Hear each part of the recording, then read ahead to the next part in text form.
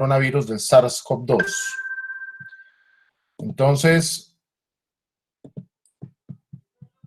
quiero confirmar si ahí están viendo las diapositivas. Sí, doctor. Ok, muchas gracias. Bueno, esta es nuestra clínica San Marcel, es una clínica para las personas que no la conocen, ubicada en Manizales.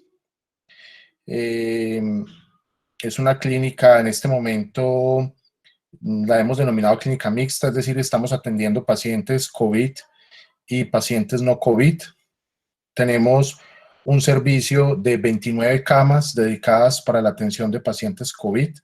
Son 29 camas de cuidado crítico, todas dotadas de ventilación mecánica y monitoreo hemodinámico, y con una ventaja, y es que se tiene habitaciones con presión negativa que nos permite disminuir la transmisión del virus hacia los demás servicios de la clínica.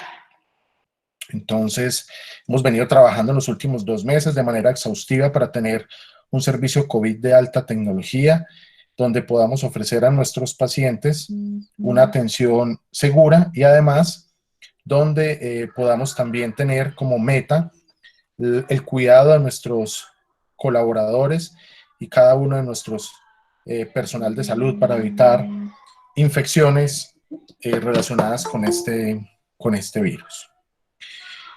Nuestra especialidad en la Clínica San Marcel es la patología cardiovascular. Nos dedicamos a la cirugía de corazón. Y pues, como les decía, ahorita estamos en una situación en la cual, por ser clínica COVID, pues somos una de las 3 instituciones de la ciudad de Manizales para atender estos pacientes. Bueno, muy bien, entonces arrancamos conociendo un poco el virus. Este es un coronavirus, un SARS-CoV-2. Lo primero que debemos decir es que hay una diferencia entre el SARS-CoV-2 y el COVID-19, y es que el SARS-CoV-2 es la manera como se denomina al virus, que es un coronavirus que hace parte de la familia Coronaviridae, y la enfermedad que produce es una neumonía por COVID o la enfermedad por COVID-19. El coronavirus es un virus que a través de la historia ha existido hace muchos años. 1937 fue el primer hallazgo de coronavirus en pollos, y desde entonces la humanidad ha estado sometida a infecciones por coronavirus de diferentes clases. Hay 4 clases de coronavirus: los alfa, los beta, los delta y los gamma coronavirus, de los cuales los alfa y los beta coronavirus se ha demostrado que se transmite de animales a humano y de humano a humano. Los delta y los gamma coronavirus realmente no tienen transmisión de humano a humano, por lo menos hasta el momento no se ha demostrado transmisión de humano a humano, como sí se ha demostrado en alfa y beta coronavirus. El coronavirus que actualmente causa esta pandemia es un beta coronavirus y hace parte de la misma familia del SARS, que es el coronavirus que causó el síndrome de dificultad o de estrés respiratorio entre el 2018 y el 2014, causando aproximadamente unas 6 a 7 millones de muertes en el mundo. Y posteriormente hay otra familia, hay otro virus que hace parte de esa familia, que es el MERS, que es el coronavirus del Mediano Oriente, y este MERS causó cerca de 10 millones de muertes en el mundo. Y este coronavirus SARS-CoV-2, que fue el que empezó a causar una epidemia inicialmente en Wuhan, China, tiene muchas características, comparte muchas características con el SARS, que fue el primero que les mencioné del grupo, y algunas con el MERS. Entonces son una familia de coronavirus muy especial, comparten algunas características dentro de su material genético y dentro de su capacidad virológica, y además de eso, como les decía, tiene la capacidad de ser transmitido de animal al hombre y de hombre a hombre. Este es un virus que mide aproximadamente 5 micras. En algunos casos se han encontrado partículas virales mucho más pequeñas que 5 micras.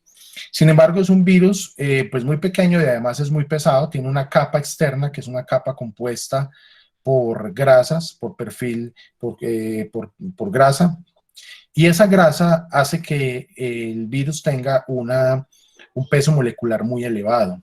Por lo tanto, hace que el virus caiga fácilmente a las superficies o que caiga fácilmente al suelo. Y esto le confiere una capacidad de permanecer en el ambiente por un tiempo determinado, ya que su peso molecular lo lleva al suelo. De ahí es muy importante que tengamos en cuenta que las superficies están supremamente contaminadas por este virus y es por eso que una de nuestras principales medidas de control de infecciones es poder hacer la desinfección de superficies. Tiene una capacidad desde el punto de vista de control de la infección y es que por tener una capa de grasa en su exterior es muy lábil a los detergentes comunes. Por ende, digamos que esto es una ventaja en el control debido a que no vamos a necesitar desinfectantes de alto rango como amonios cuaternarios o como otras sustancias que nos permitan, que nos dificulten un poco el control de la infección. Con jabones convencionales vamos a tener unas muy buenas medidas de desinfección y unas muy buenas medidas de control de este virus. Tiene otra característica importante este virus y es que es muy lábil a la temperatura. Es un virus que en el ambiente no resiste temperaturas muy elevadas. Lo mismo que en superficies, no resiste temperaturas muy elevadas. Por lo tanto, uno de los mecanismos que se están estudiando para el control de este virus es tratar de someterlo a temperaturas altas para poderlo matar. Tiene otra característica muy importante, usted la ven en esta diapositiva, y son las proteínas de membrana. Tiene 3 tipos de proteínas de membrana muy grandes. La primera es esta proteína que estoy señalando aquí, que tiene forma triangular, que se llama las proteínas S o spike. Y tiene una característica estas proteínas S y es que se adhiere al receptor del virus, que es la enzima convertidora de angiotensina, en las células del huésped, en este caso el humano. Esta es la proteína principal, es la que más se adhiere a la enzima convertidora, por ende es la que confiere la principal característica de virulencia de este microorganismo. Tiene otras proteínas que hasta hace poco realmente no se le había dado mucha importancia, que son las proteínas N y las proteínas L, que son proteínas más pequeñas, pero que ya en la última semana, evaluando toda la configuración del virus y conociendo un poco más profundo esta configuración viral, nos hemos dado cuenta que sirve de anclaje también a otras células del humano.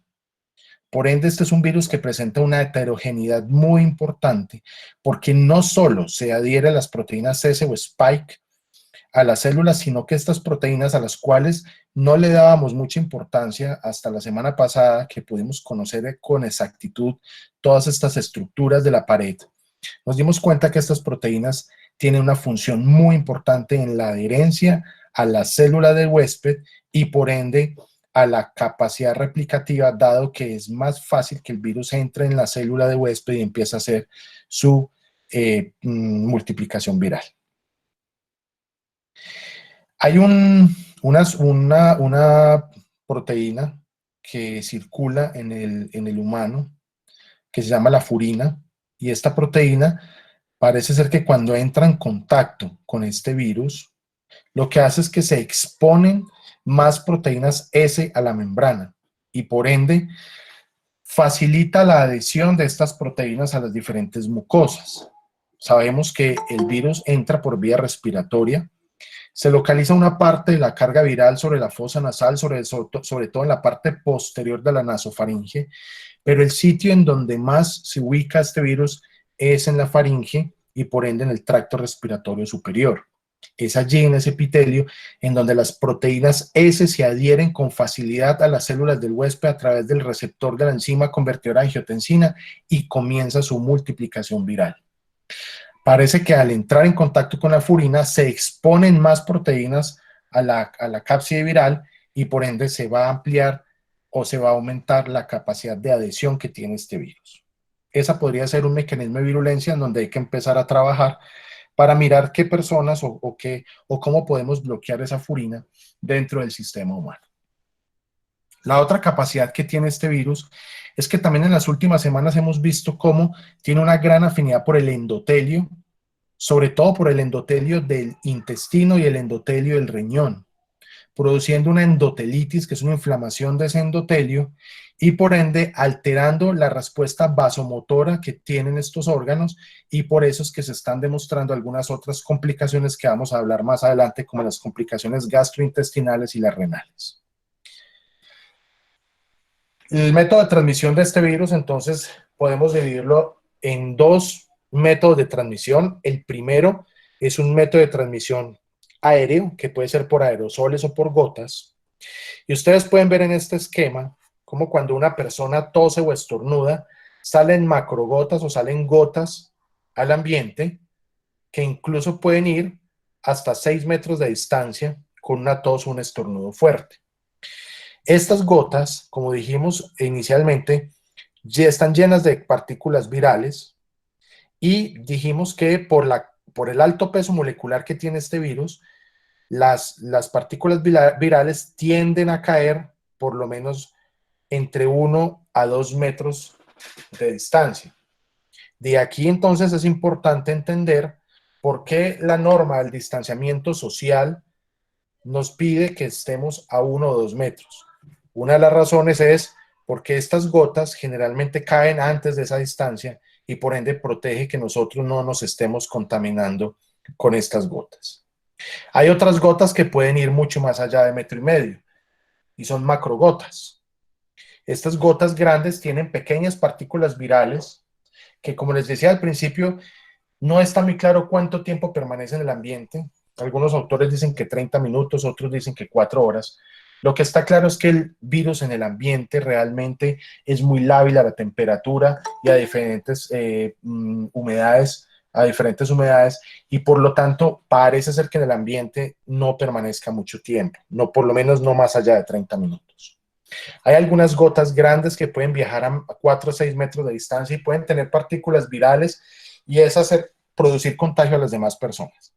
De aquí la importancia de la segunda medida que se debe tener para el control de la infección, y es el tapabocas, ya que cuando uno usa tapabocas, estas partículas grandes que han viajado a tantos metros de distancia no son capaces de penetrar a través de este tapabocas. El segundo método de contagio importante es el contacto con superficies. Pienso que este es uno de los métodos muy, muy importantes que debemos tener en mente, porque en las superficies hay alta carga viral, y esa alta carga viral, si nosotros no estamos descontaminando las superficies continuamente, la vamos a estar manipulando y autoinoculándonos. Entonces es importante que las superficies las estemos limpiando continuamente, y como dijimos en un principio, no necesitamos desinfectantes de muy avanzada, sino que con jabones convencionales podemos hacer el aseo de las superficies. Lo mismo que el piso. El piso debe ser desinfectado de manera continua para evitar que este virus se multiplique allí y se pegue a nuestros zapatos. Es muy importante entonces aquí tener la primera conclusión del control de infección, y es mantener el aislamiento entre las personas, más o menos el distanciamiento entre las personas, más o menos entre 1 a 2 metros de distancia, y lo segundo, mantener el tapabocas puesto. Esta es una imagen muy sencilla, pero creo que ilustra muy bien lo que acabo de decir. Y vamos a mirar aquí una persona que tiene coronavirus, está contaminado o está infectado por coronavirus, y esta persona no tiene mascarilla, está eliminando continuamente partículas virales al ambiente, sobre todo si está sintomático, o sea, si esta persona tiene tos, si estornuda o si se ríe fuertemente, está emitiendo partículas virales al ambiente de manera continua. Si la otra persona que no tiene coronavirus utiliza un tapabocas convencional o una máscara quirúrgica, fíjense que la probabilidad de que esta persona se contagie es del 70%. La razón es que, a pesar de tener mascarilla, las partículas virales que son menores a 5 micras, penetran fácilmente esta mascarilla, ya que esta mascarilla está dada para no dejar pasar partículas mayores a 10 micras, diferente a la N95, que es una máscara en la cual no deja filtrar partículas menores de 5 micras. Entonces, en este caso, esta persona contagiaría de esta en un 70% de probabilidad, así esta persona tenga un tapabocas convencional. Ahora fíjense, si la persona que tiene coronavirus tiene un tapabocas o una mascarilla convencional y está tosiendo, estornudando o hablando fuertemente, y la otra persona no tiene tapabocas, fíjense cómo las partículas virales se logran contener dentro de ese tapabocas y podría causar una infección del 5% en la persona que no lleva tapabocas.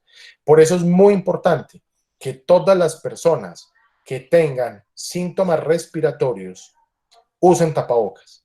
Hoy día sabemos que la instrucción y la indicación es a que todos usemos tapabocas, pero no es permitido que una persona hoy tenga síntomas respiratorios y no tenga tapabocas puesto. Ahora fíjense si todos usamos tapabocas. La persona que está contaminada, que está contagiada con el coronavirus, se pone un tapabocas y la persona que no está contagiada tiene tapabocas. O sea, esto es lo que en realidad debemos estar viviendo hoy. La probabilidad de contagio es del 1%, 1.5% o menos.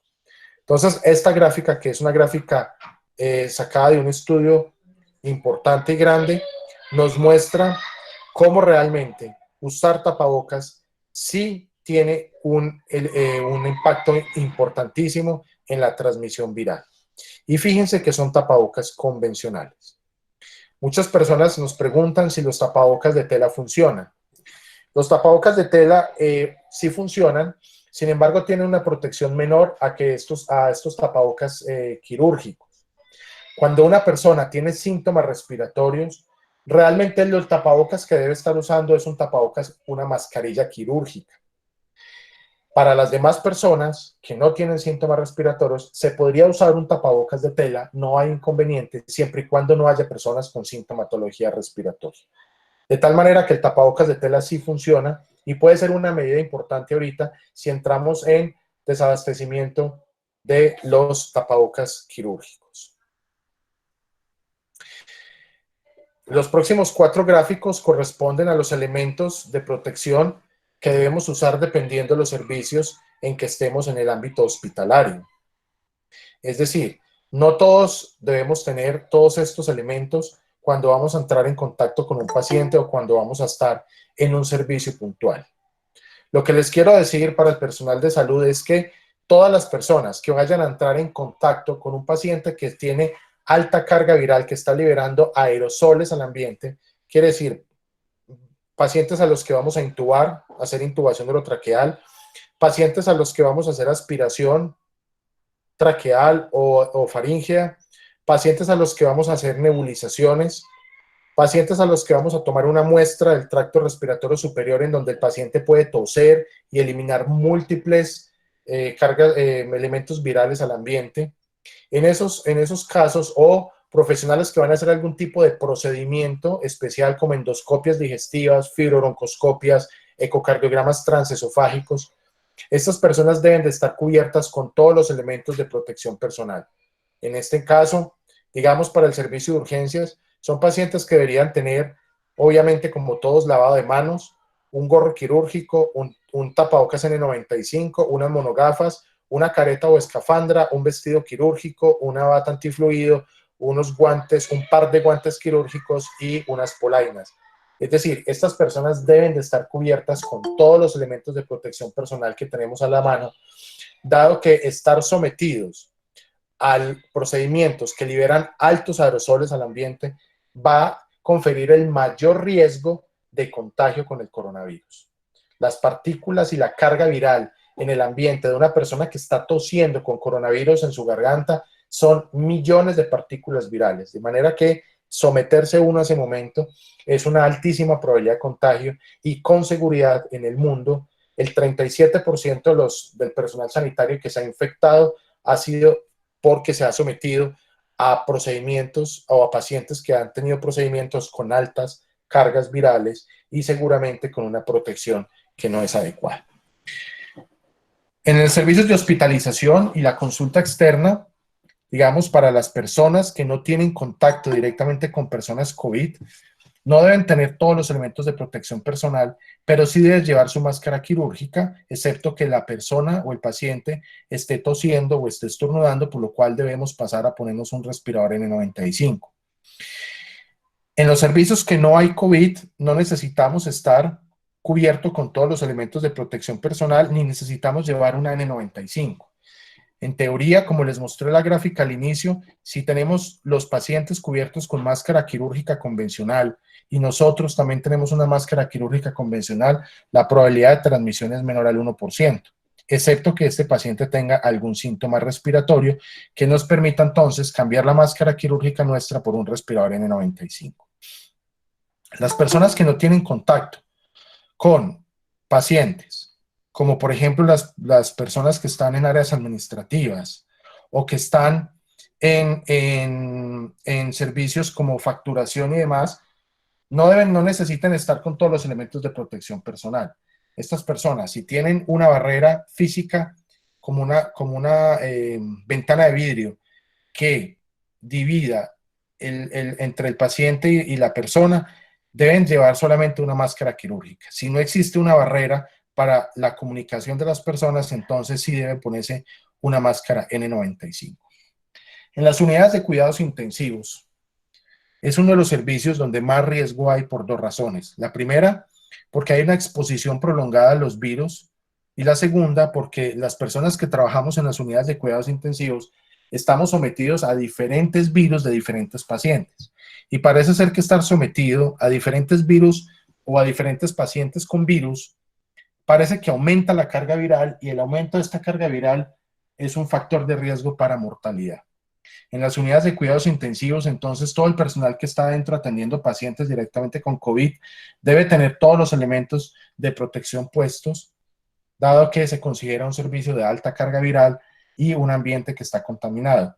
Idealmente, estas unidades deben tener presión negativa, como lo tienen nuestros cubículos de la Clínica San Marcel, para estar haciendo absorción continua de este virus y eliminándolo al exterior, y no dejando circulación de virus dentro de los servicios de cuidado crítico.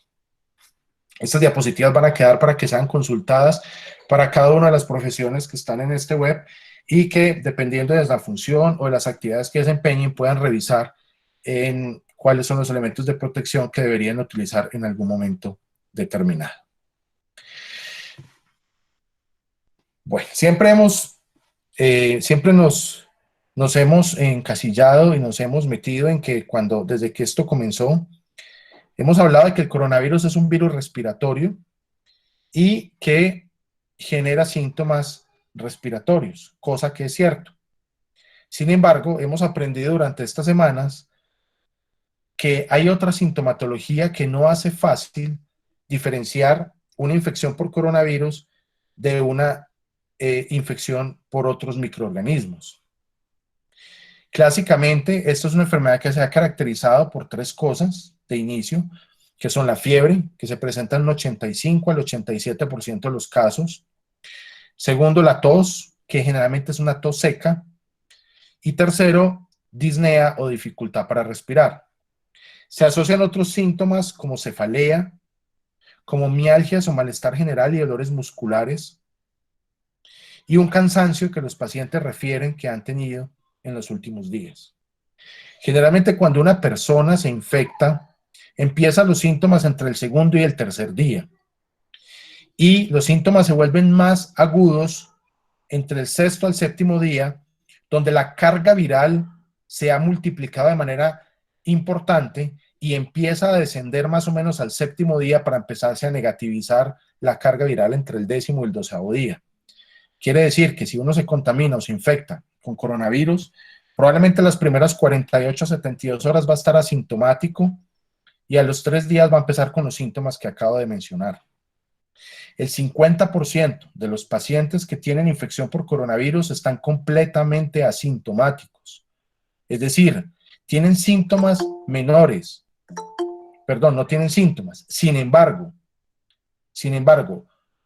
conversando y revisando series de casos de colegas en otros países, hemos visto que estas personas no están tan asintomáticas como parecen. Algunas personas empezaron a consultar por alteraciones del gusto o del olfato, anosmia o ageusia.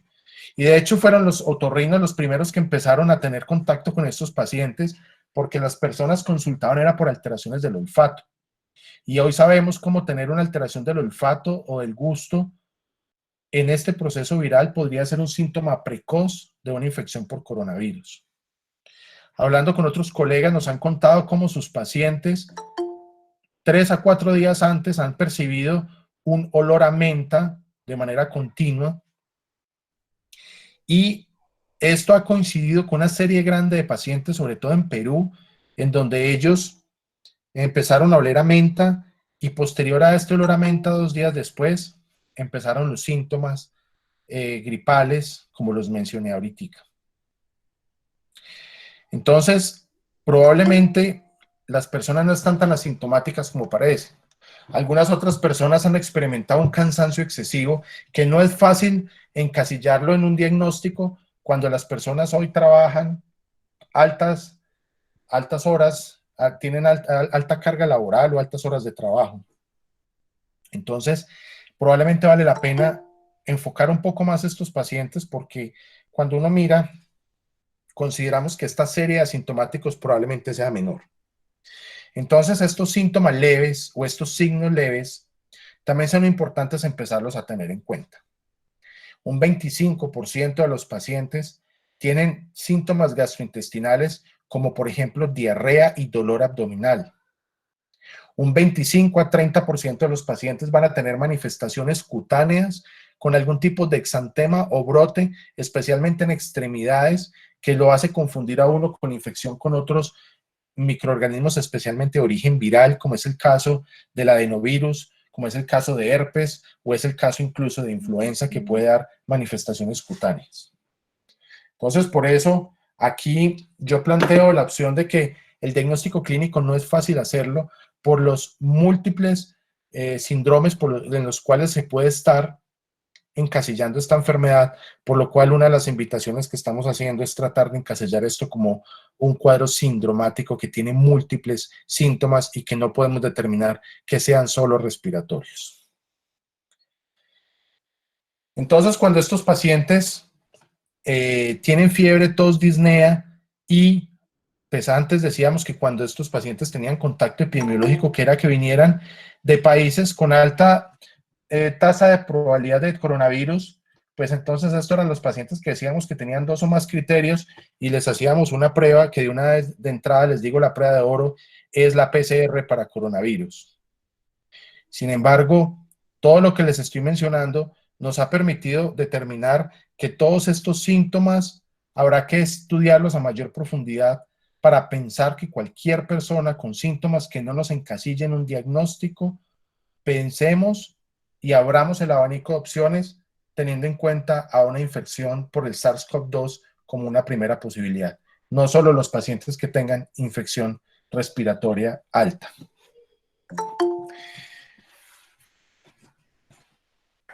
Entonces estamos trabajando con unos criterios que nos permiten evaluar tempranamente la severidad de los cuadros clínicos con que los pacientes nos están consultando a los servicios de urgencias. Este es un cuadro muy sencillo de calcular, teniendo en cuenta algunas variables que también son muy sencillas y que las tenemos a la mano, como son la edad, la frecuencia respiratoria, la saturación de oxígeno, la necesidad de oxígeno suplementario, la presión arterial sistólica, la frecuencia cardíaca, el estado de alerta y la temperatura. Entonces, dependiendo de los criterios y la calificación que nosotros le demos a estas variables, vamos a obtener unos puntajes y unos scores que nos van a permitir evaluar en el servicio de urgencias, cuando este paciente nos llegue, realmente qué debemos hacer con estos pacientes. Entonces, vemos aquí, Doctor Marín, Margarita. un momento que hay algunos participantes que no están viendo la pantalla. Por favor, me confirman si ya lo están viendo. No, Margarita, nada. Doctor Marín, ¿la vuelves a compartir, por favor?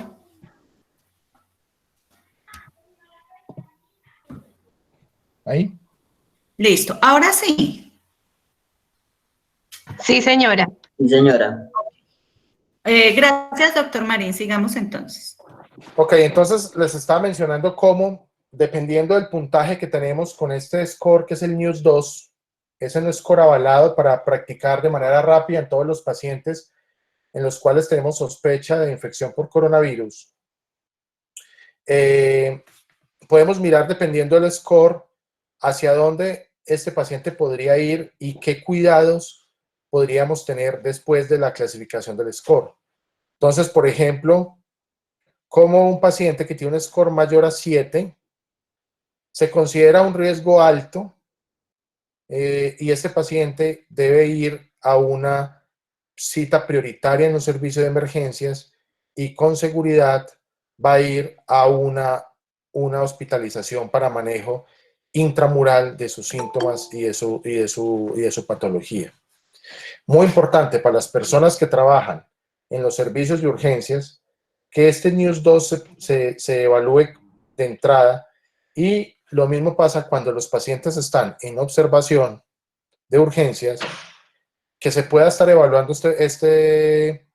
este marcador para poder estar siempre mirando en qué momento el paciente se nos va deteriorando y de esta manera poder determinar los pasos a seguir y los planes y los cambios en el plan de manejo.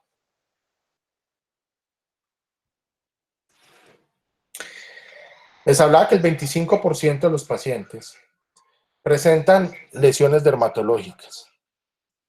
Estas son unas imágenes compartidas por unos colegas españoles en donde empezaron a evaluar pacientes con sospecha de coronavirus y les empezaron a encontrar lesiones dermatológicas. Aquí podemos ver un exantema maculopapular, miembro inferior, muslo derecho, serpingiforme, muy pruriginoso, que desaparecía la digitopresión,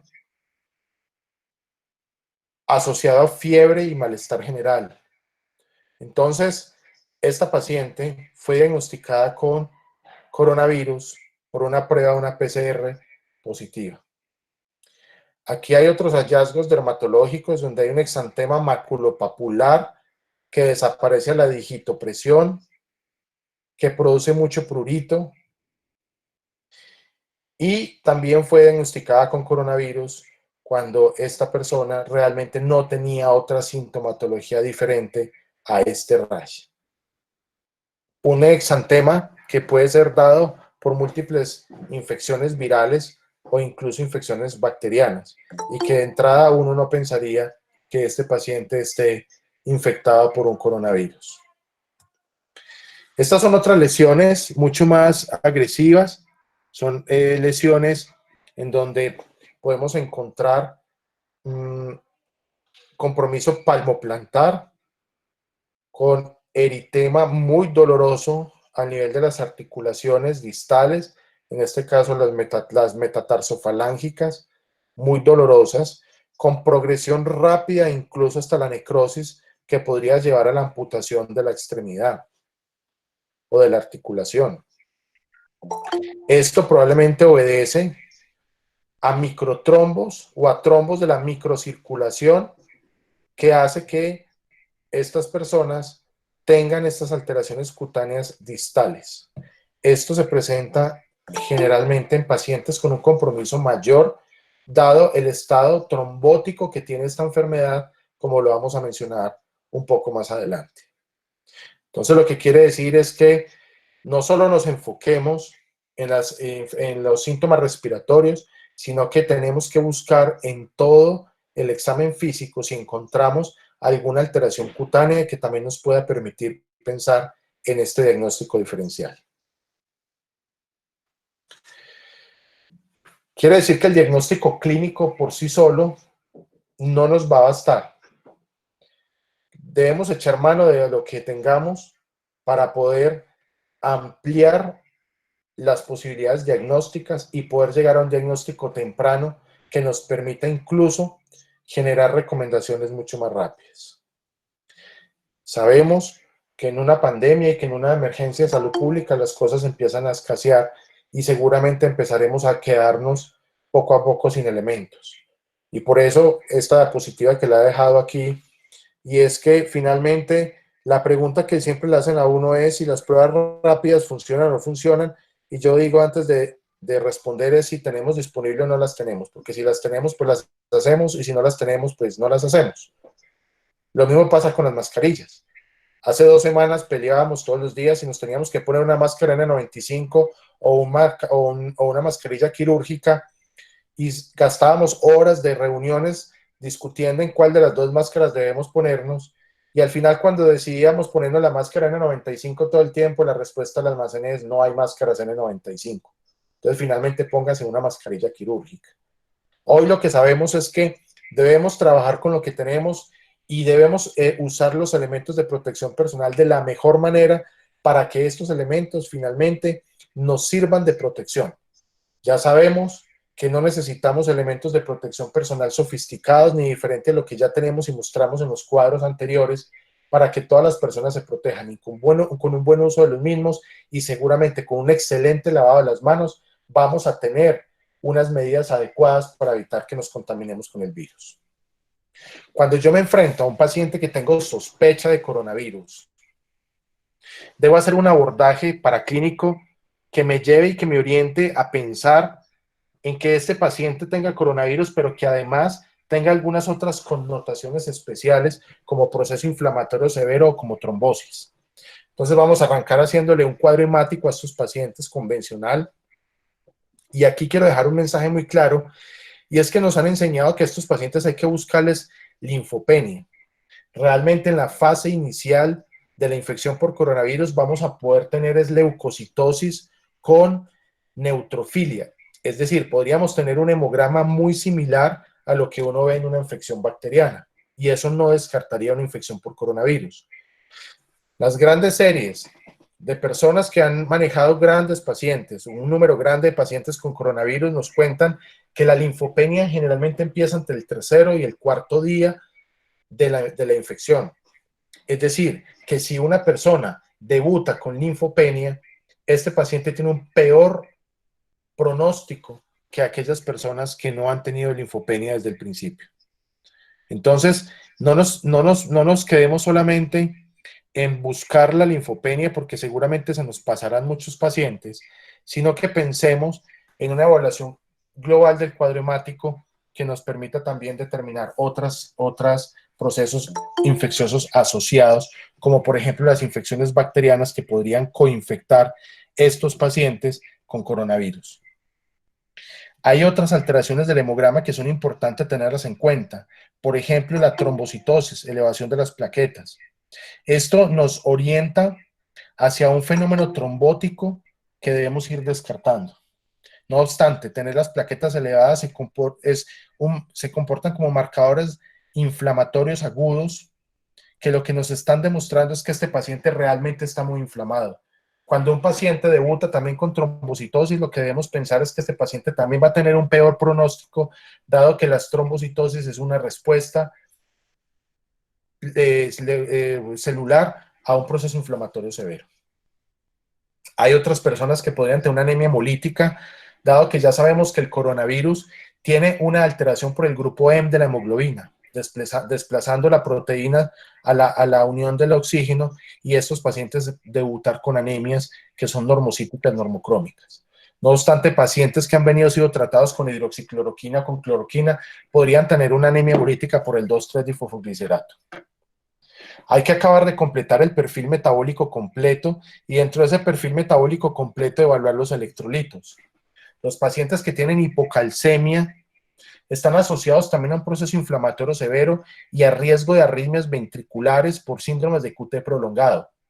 Estos pacientes, sumados a la hipomagnesemia, tienen también riesgo de arritmias ventriculares y de tener peores evoluciones si yo le pongo medicamentos que prolongan el QT. Recordemos también que la hipomagnesemia eleva o aumenta la producción de interleuquina 6. Entonces es importante dentro de los electrolitos evaluar sobre todo el calcio y el magnesio, que son marcadores de pronóstico en esta enfermedad. Hay que mirar también otras serologías para virus, porque pueden haber coinfecciones virales de otros virus diferentes a coronavirus. No obstante, en los países en donde se han evaluado gran número de pacientes, no ha sido claro la coinfección con otros virus diferentes a Haemophilus influenza. Perdón, a influenza H1N1. Muy importante que tengamos en cuenta que puede haber una coinfección grande entre coronavirus e influenza H1N1, coronavirus con neumococo y coronavirus con Mycoplasma pneumoniae. Estos fueron las principales coinfecciones que se encontraron en las personas que murieron por falla respiratoria en las grandes series, sobre todo de Italia y de España. No obstante, hay que descartar hepatitis, porque la hepatitis tiene un comportamiento muy similar a estos pacientes con coronavirus. Descartar VIH, sabemos que en los pacientes VIH, pues podrían ser, por estar inmunosuprimidos, tener un factor de riesgo para infectarse con este virus. Hay otros marcadores que son supremamente importantes y que nos van a servir para clasificar la enfermedad de acuerdo a estos resultados de estos paraclínicos. Entonces, el dímero D es fundamental, va a ser un marcador de trombosis, como lo vamos a ver más adelante. La ferritina y la PCR, que son marcadores para evaluar proceso inflamatorio y sobreinfección bacteriana. La LDH, que nos va a servir para evaluar también proceso inflamatorio. Troponina, que nos sirve para evaluar dos cosas. La primera es para evaluar inflamación, y la segunda, recordemos que una de las principales complicaciones que tiene la infección por coronavirus son las miocarditis de origen viral, y una manera de evaluar las miocarditis es con la troponina. Entonces, la troponina elevada no solo que nos habla de un proceso inflamatorio severo, sino que también nos podría clasificar el riesgo y el pronóstico que este paciente pueda tener. Asociado a eso, debemos hacer hemocultivos en el paciente que está febril y que está con patrón de respuesta inflamatoria sistémica, como son la mayoría de los pacientes que ingresan a las salas hospitalarias. Una creatinina sérica por el riesgo de falla renal aguda prerrenal, sobre todo por hipovolemia. Creatinina, proteínas en orina, un parcial de orina para descartar otras infecciones. La procalcitonina es fundamental. Dijimos ahorita que hay una alta posibilidad de que estos pacientes estén coinfectados por bacterias a nivel pulmonar, y que si yo no les brindo un tratamiento antibiótico, seguramente estos pacientes van a progresar a una falla respiratoria o un choque séptico por la falta del manejo de la sobreinfección bacteriana. Esta es una teoría por la cual los macrólidos han funcionado en esta enfermedad, debido a que si están coinfectados estos pacientes con Mycoplasma pneumoniae o por neumococo, los macrólidos serían una excelente opción de tratamiento, y de golpe entonces daría un efecto inmunomodulador. La interleuquina 6, que en mi concepto es importante medirla, sin embargo, más los estudios lo traen como una medición para procesos de investigación, y en realidad cuando uno busca interleuquinas en estos pacientes vamos a encontrar una tormenta de interleuquinas, de manera que nos tocaría medir muchas interleuquinas como la 1, la 6, la 8, la 10, de tal manera que no hay una interleuquina que se asocie realmente a pronóstico o que se asocie a marcador de pronóstico en estos pacientes. Debemos hacer una placa de tórax, que es fundamental, complementada con un TACAR de tórax para evaluar compromiso pulmonar, el tipo de infiltrados que tiene, y si este paciente tiene o no tiene ya una neumonía consolidada, que nos permita también determinar si está coinfectado o no. Esta patología tiene una, digamos, ventaja, y es que pocas veces genera derrame pleural, pocas veces genera neumonía necrotizante, es decir, que este tipo de complicaciones no las deberíamos de buscar en estos pacientes, y si las tienen, seguramente podría estar hablando de una coinfección o de la manifestación de otra enfermedad como una policerositis en un paciente que tiene una patología inmune. Lo otro que es muy importante y lo hemos venido diciendo a lo largo de todo este tiempo es que debemos hacer pruebas que nos permitan descartar la coinfección por influenza de tipo A, B y otros virus como el virus sincicial respiratorio y el adenovirus. Por eso es muy importante que a estos pacientes, cuando les hagamos el aspirado nasotraqueal o nasoesofágico o le hagamos el hisopado nasal para mandar la prueba para COVID, también le hagamos pruebas moleculares que nos permitan determinar qué otros gérmenes se están coinfectando. El 40% de los pacientes en China que tenían coronavirus y que estaban hospitalizados tenían infección por influenza tipo H1N1. El 20% tenían infección por H3N5 y el 25% de los pacientes tenían infección por Mycoplasma pneumoniae. Un 5 a un 10% de los pacientes tenían infección por neumococo. Nosotros hemos recomendado la vacunación por esta época. Para neumococo y para influenza tenemos vacunas y esta es una época en la cual estamos en periodo epidemiológico de infección por virus como la influenza. Hay 25 tipos de virus que pueden causar síndromes de dificultad respiratorios o que pueden causar infección respiratoria aguda.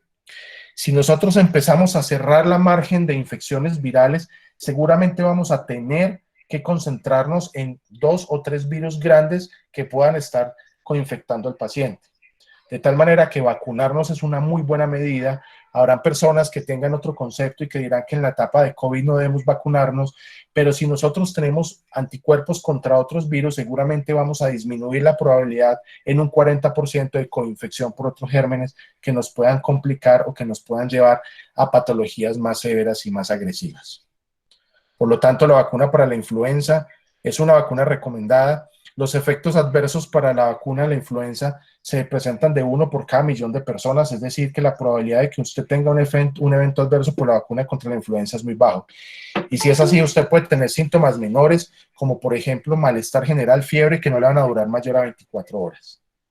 Y si usted tiene la posibilidad de vacunarse contra neumococo, realmente es una medida muy efectiva, porque el neumococo, como dijimos ahorita, causa un 5 a 10% de infecciones bacterianas en este tipo de pacientes. Y la vacuna para el neumococo es una vacuna supremamente bien tolerada. Hay pacientes que están en estado de inmunosupresión que nos complican un poco el enfoque de estos pacientes porque tenemos otros gérmenes oportunistas como es el Causa-Pneumocystis jirovecii en pacientes con VIH o con cáncer tipo leucemia mieloide aguda o linfoide aguda o mielomas, en donde tendremos que entrar a sospechar también en este tipo de pacientes y tendremos que pedir otro tipo de paraclínicos para tratar de llegar a un diagnóstico. Entonces es fundamental tener en cuenta que el papel de las coinfecciones en este cuadro es muy importante.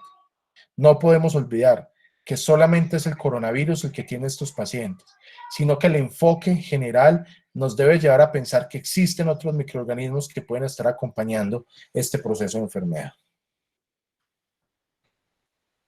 Es fundamental tener en cuenta entonces que según estos patrones, estos paraclínicos que hemos evaluado, digamos que pueden haber 5 paraclínicos que son supremamente importantes para empezar a determinar qué es lo que a este paciente le está pasando. Fíjense cómo dentro de la fisiopatología de la enfermedad nos han hablado como la interleuquina 1 y la interleuquina 6 son 2 de las principales interleuquinas que permanecen elevadas durante los primeros 7 días de la enfermedad. Inicialmente se atribuyó la mortalidad al papel de estas interleuquinas y nos enfocamos en tratar de disminuir estas interleuquinas para tratar de controlar el patrón de respuesta inmune que generan estos pacientes. Medir interleuquina 1 e interleuquina 6 no es posible, no la tenemos a la mano, son técnicas costosas y que realmente se demorarían mucho rato para tenerlas. Pero hay alguna manera que nosotros podríamos determinar y que nos podría evaluar de manera indirecta la elevación de estas interleuquinas. Por ejemplo, tener elevación de la PCR, el LDH y el dímero D está asociado en los estudios a aumento de las interleuquinas 6. La elevación de la ferritina y linfopenia nos podría mostrar elevación de la interleuquina 1. Esto podría ser una manera indirecta de evaluar estos marcadores.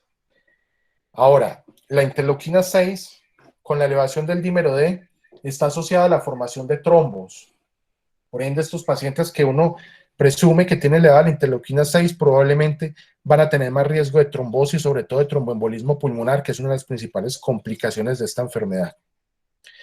De tal manera, si yo reviso y miro que la ferritina es la que está elevada y la linfopenia, como dijimos al principio, es la que está marcando el patrón inmunológico inicial, podríamos pensar que la interleuquina 1 es la que está elevada y estos pacientes generalmente presentan un proceso inflamatorio sistémico que nos va a complicar mucho más el compromiso multiorgánico de estos pacientes. Estos datos son datos obtenidos por personas en España, en donde nos han compartido cómo sus pacientes más o menos han podido evaluar esta correlación entre interleuquinas y paraclínicos. Pero esta es una información que me parece mucho más práctica a la hora de evaluar estos pacientes. Y de esta manera vamos a dividir 3 patrones de comportamiento en la enfermedad por COVID-19. El primer patrón es un patrón inmunológico, el segundo patrón es un patrón de coinfección y el tercer patrón es un patrón de coagulopatía. Muchos otros han llamado al patrón inmunológico como un patrón inflamatorio sistémico. Y en realidad, cuando uno mira la fisiopatología de esta enfermedad, sí confirma que es una respuesta inflamatoria sistémica generalizada, muy agresiva y rápidamente progresiva. El patrón inmunológico yo lo puedo determinar por alguna de esas 3 características que vemos acá, pero tiene que tener una característica sine qua non que es fundamental para yo determinar que es un patrón inmunológico, y es que la procalcitonina es menor a 2. Es muy probable que la procalcitonina en esta enfermedad tenga mucha validez debido a que la procalcitonina como marcador de infección pulmonar bacteriana es supremamente sensible y es supremamente específico. Por lo tanto, la procalcitonina es un examen que debemos hacer siempre en estos pacientes para poder clasificar estos patrones que estoy mencionando aquí. Entonces, un patrón con una PCR mayor a 10 y una ferritina mayor de 3000 con procalcitonina menor a 2, claramente estamos hablando de un patrón inmunológico, y este paciente seguramente, si no mejora con las medidas convencionales, va a mejorar con esteroides como medidas antiinflamatorias que nos permitan controlar la respuesta inmune, sobre todo la interleuquina 1 que se da por la elevación de la ferritina. Y así si ustedes miran, tener PCRs mayor de 10 con ferritina menor de 3000, sin embargo, con la PCR elevada, esto podría ser un patrón inmunológico también, o al revés, con PCR menor a 10 con ferritina mayor a 3000. Fíjense cómo la coinfección se podría diagnosticar por una procalcitonina mayor a 2. Si bien es cierto, durante todos los últimos años nos hemos enfocado en decir que la procalcitonina no es un marcador infeccioso como siempre nos lo vendieron, pensando que era específico de infección bacteriana. Hemos encontrado que la procalcitonina se eleva también en otros procesos infecciosos como por ejemplo infecciones que se generan por gérmenes intracelulares, como el caso de clamidófila, Mycoplasma pneumoniae, Legionella pneumoniae, tuberculosis. Algunos hongos, como Aspergillus, por ejemplo, podría elevar la procalcitonina sin ser una infección bacteriana. Sin embargo, las elevaciones de estos microorganismos la elevación de la procalcitonina por estos microorganismos son elevaciones mínimas, son elevaciones que no pasan de 2, como es este caso. En COVID, si una persona tiene una procalcitonina mayor a 2, probablemente esta persona tiene una neumonía bacteriana asociada y está indicado iniciar el tratamiento antimicrobiano de inicio, de ingreso, que incluya Pseudomonas aeruginosa, porque probablemente este paciente está coinfectado y va a entrar en shock séptico, no por el coronavirus, sino por la infección bacteriana. El tercer patrón que puede presentar esto es la coagulopatía. Una de las principales causas de muerte súbita de un paciente con coronavirus es el tromboembolismo pulmonar. Dado que el TEP se genera un TEP masivo con falla ventricular derecha, y esto lleva a que el paciente entre en paro cardiorrespiratorio. Entonces, la coagulopatía la vamos a diagnosticar con un dímero D mayor a 5000, una troponina positiva con PCR menor de 10 y una ferritina mayor de 3000. La clave fundamental de la coagulopatía es el dímero D y la troponina positiva. Una troponina positiva en el ambiente de COVID me puede estar hablando a mí de un tromboembolismo pulmonar asociado a un infarto pulmonar o a una miocarditis viral por el coronavirus. Entonces, con estos paraclínicos y con este enfoque inicial, vamos a determinar que las dos pruebas de oro para hacer diagnóstico de coronavirus es la PCR para SARS-CoV-2, que se hace una PCR en tiempo real, y las pruebas rápidas, donde vamos a buscar anticuerpos de tipo IgM e IgG. La PCR para SARS-CoV-2 es una PCR que se hace por aspirado nasofaríngeo, que sería la prueba de elección, porque a través de ese aspirado nosotros podemos tener podemos adquirir mayor carga viral y por ende podríamos aumentar la especificidad de la prueba. Si no es posible hacer aspirado nasofaríngeo, entonces haremos aspirado nasal, hisopado nasal, que sea en la fosa posterior, o sea, hacia la nasofaringe donde hagamos el aspirado. Una forma de saber que ese aspirado, que ese hisopado es de buena calidad es porque el paciente lagrimea. Cuando el paciente lagrimea es porque yo llevé el hisopo hacia la nasofaringe y eso es una muestra bien tomada. Debemos decir que la especificidad para PCR para coronavirus es del 100%. ¿Eso qué quiere decir? Que si una PCR está positiva, esa persona tiene coronavirus. Pero si la PCR está negativa, eso no me va a descartar que tenga coronavirus, debido a que varias situaciones nos pueden negativizar una PCR, como es el caso de una muestra de mala calidad o una muestra que se recoge en el estadio tardío de la infección. Ya vamos a mirar una curva en donde podemos evaluar que la PCR después del 7º día empieza a bajar la carga viral y por ende si yo hago una PCR el día 10º probablemente la puedo encontrar negativa porque la carga viral es muy baja. O lo otro es que hay inadecuada manipulación de la muestra o hay una muestra que se demora mucho en el envío y mucho en el procesamiento. Entonces yo puedo tener PCR negativas con un paciente que tenga un coronavirus o un COVID en curso. Esta curva entonces me va a comparar la PCR con los anticuerpos de tipo IgM y IgG, que son llamados pruebas rápidas. Fíjense cómo la PCR empieza a elevarse a las 24 horas de que un paciente se infecte, empieza a tener un pico más o menos entre el 3º y el 5º día y empieza a descender aproximadamente entre el 7º y el 10º día.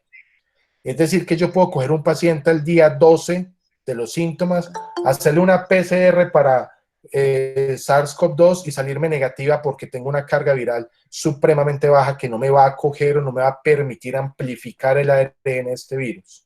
Por ende, lo ideal de toda PCR en un paciente sintomático es que lo hagamos entre las 24 horas de inicio de los síntomas o entre el 5º día, que es donde más alta vamos a tener la carga viral y mayor va a ser la probabilidad de que podamos tener una PCR positiva.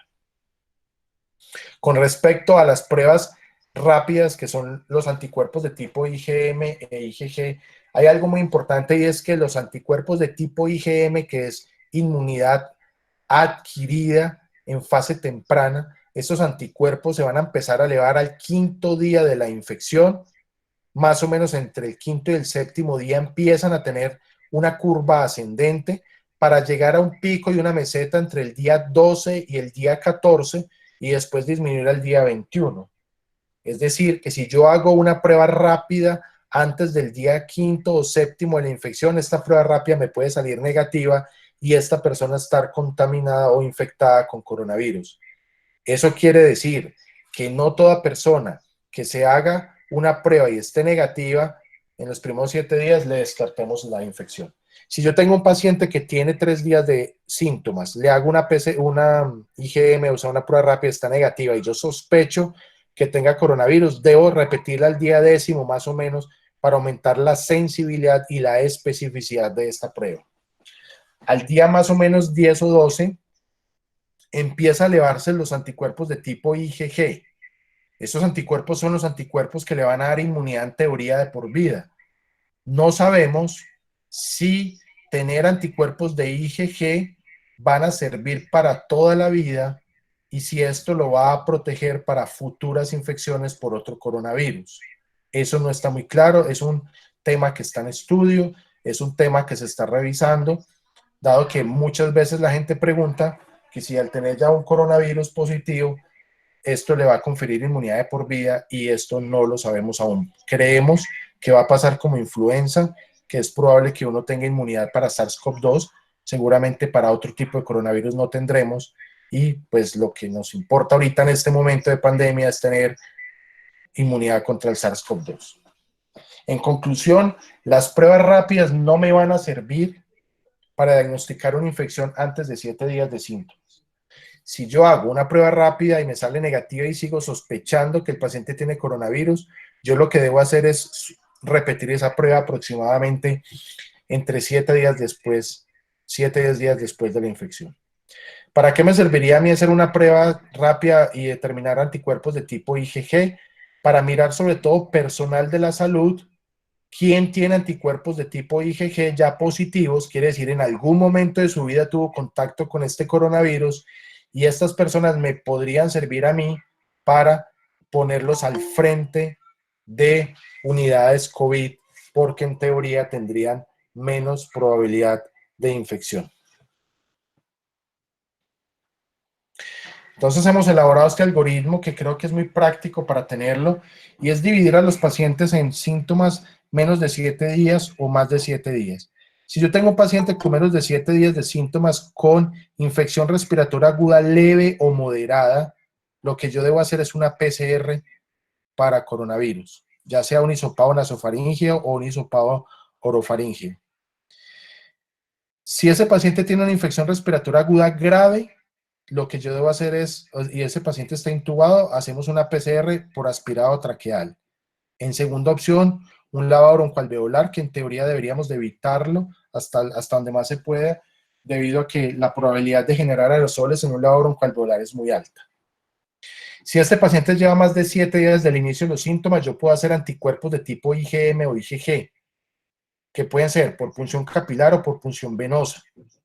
Si me salen negativos, pero yo sospecho que ese paciente tiene coronavirus, hago una prueba, repito la prueba a los 7 días para aumentar la sensibilidad. Fíjense acá cómo hacer una prueba entre el día 8 y 14 tiene una sensibilidad del 73%, pero hacer esa misma prueba repitiéndola entre los 7 y los 10 días, la sensibilidad se aumenta en un 94%, porque estaríamos cogiendo al paciente en este pico de la curva, como se los mencionaba anteriormente. Si este paciente tiene más de 7 días de síntomas y yo tengo un paciente con una infección respiratoria aguda grave, lo que debo hacer es una PCR, ya sea por aspirado traqueal o lavado broncoalveolar, pero también puedo hacer una prueba rápida porque me podría servir en la fase inicial de la elevación de la IgM. Recordemos cómo aquí, si un paciente, la curva de la PCR empieza a descender más o menos al 7º día. Es por eso que algunos pacientes que han tenido síntomas compatibles con coronavirus y hacemos la PCR después del 7º día, es posible que algunos de estos pacientes la hayan tenido negativa porque hemos cogido una baja carga viral y no hemos logrado amplificar el virus de la manera adecuada.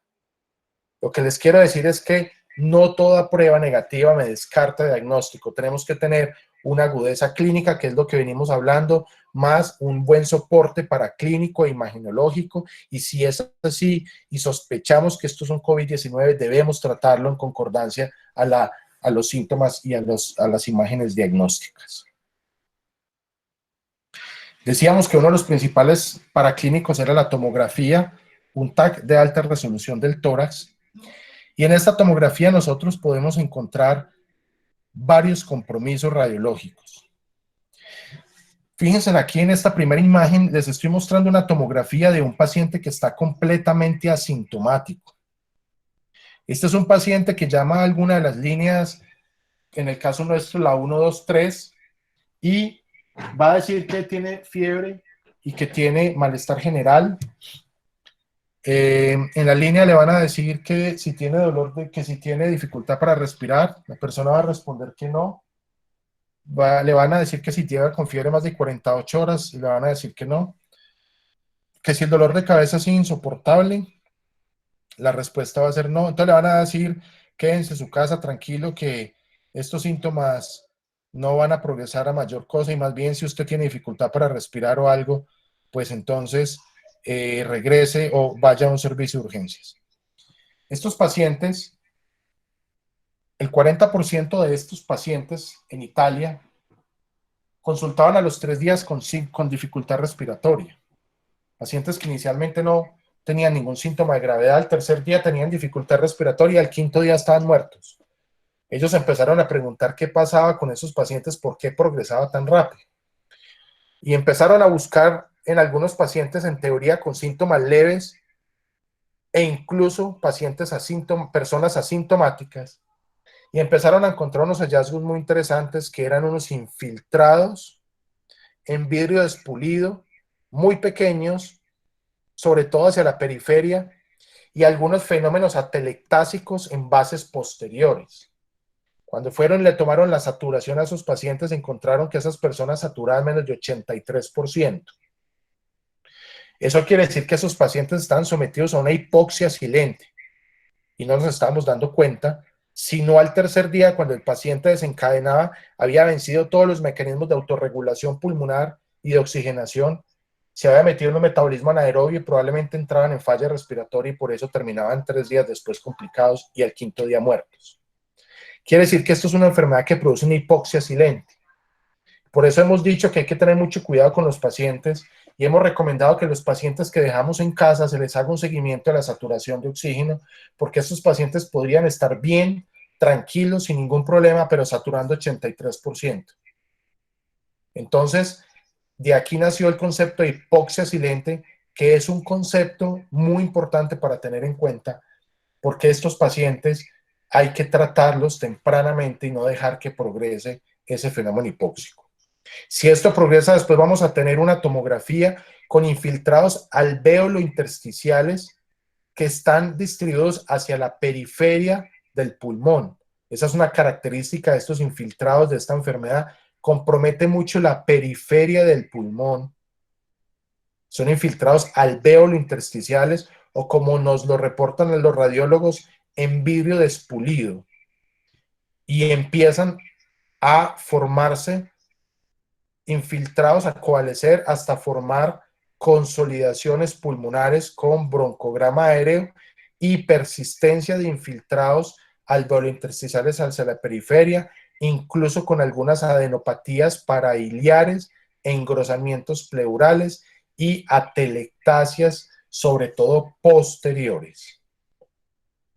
Finalmente, estos compromisos llegan hasta un compromiso multilobar, con seguramente un compromiso de hipoxemia generalizada y un inicio de una disfunción orgánica múltiple si esto progresa.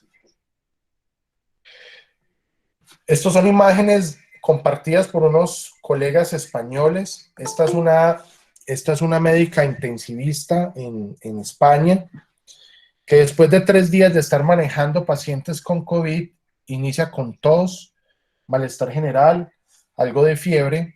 Se toma una radiografía de tórax y se encuentra una consolidación basal y el tercio medio del pulmón derecho y una imagen que pareciera corresponder a una atelectasia redonda del tercio medio del pulmón izquierdo.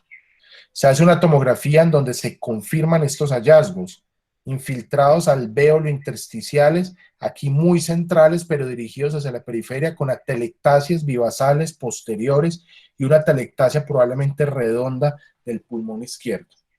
Fíjense cómo tras 48 horas de evolución, esta colega evoluciona tórpidamente hasta tener un compromiso multilobar y una hipoxemia severa, requiriendo intubación y ventilación mecánica y ventilación en prono para tratar de mejorar esta oxigenación.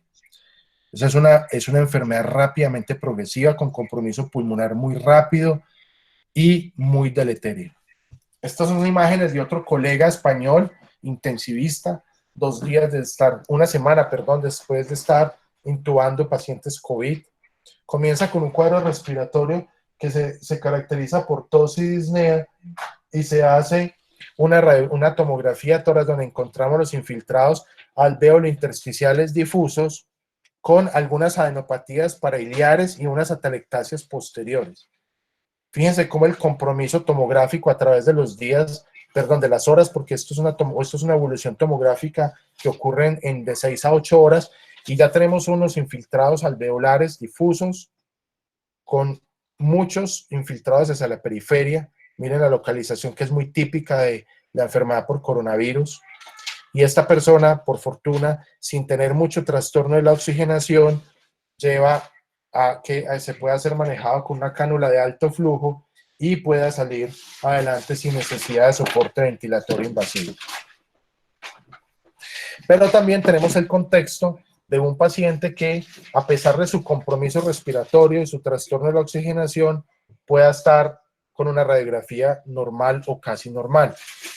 Pero tenemos un paciente con síntomas que sugieren un COVID con un compromiso con unas fases tóxicas de un paciente que se ve mal, pero cuando hacemos la radiografía de tórax encontramos una placa de tórax normal o casi normal.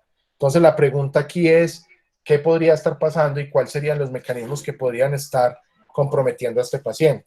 Y aquí entonces salen varios hipótesis que podrían estar sucediendo en este paciente. Lo primero es una hipoxia silente, que lo mencionamos ya previamente, es decir, este paciente todavía no ha hecho los marcadores radiológicos que mencionamos, o una respuesta inflamatoria severa como una miocarditis, por ejemplo, con arritmias ventriculares y signos de falla cardíaca, o una trombosis, como es el caso de tromboembolismo pulmonar, cuando los pacientes tienen hipoxia refractaria.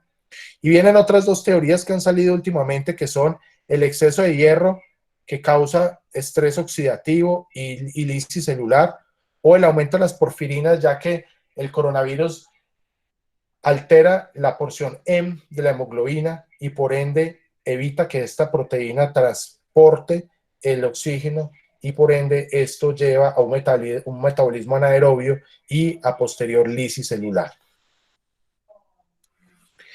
Entonces aquí podríamos nuevamente determinar, dependiendo de los paraclínicos, cuál sería el curso diagnóstico de toda esta fisiopatología. Y volvemos a rescatar los 3 paraclínicos que hablamos ahora, incluyendo 4, incluyendo el dímero D.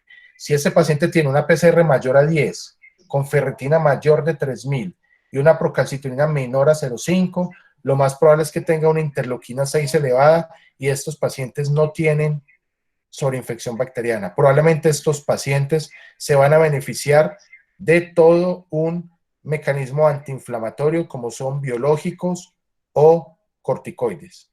Si este paciente tiene una PCR mayor a 10, con ferritina menor de 3000 y procalcitonina menor a 0,5, probablemente este paciente tiene una interleuquina 6 elevada y estos pacientes se van a beneficiar más de biológicos o de antivirales más que de corticoides.